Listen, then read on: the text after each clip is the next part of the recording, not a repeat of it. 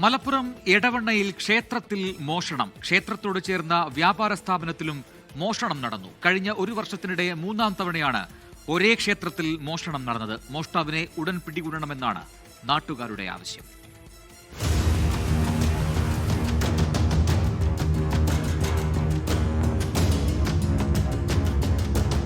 എടവണ്ണ പത്തപ്പിരിയം പൊറ്റക്കാട് ശ്രീ മുത്തപ്പൻ ഭഗവതി ക്ഷേത്രത്തിലാണ് വീണ്ടും മോഷണം നടന്നത്.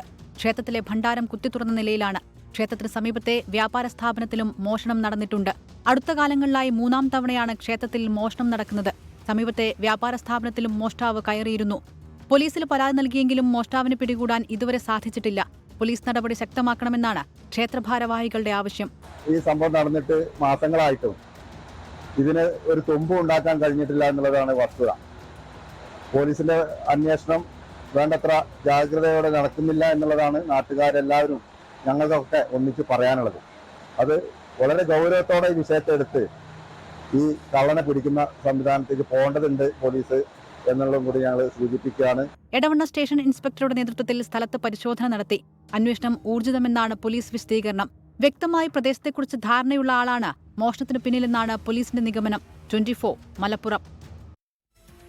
ലോകത്തെവിടെയായാലും ഏത് സമയത്തും 24 വാർത്തകളും ഓഗ്മെന്റഡ് റിയാലിറ്റി പാക്കേജുകളും എക്സ്പ്ലെയിനറുകളും വിശദമായി കാണാൻ ഞങ്ങളുടെ യൂട്യൂബ് ചാനൽ നിങ്ങൾക്ക് സബ്സ്ക്രൈബ് ചെയ്യാം.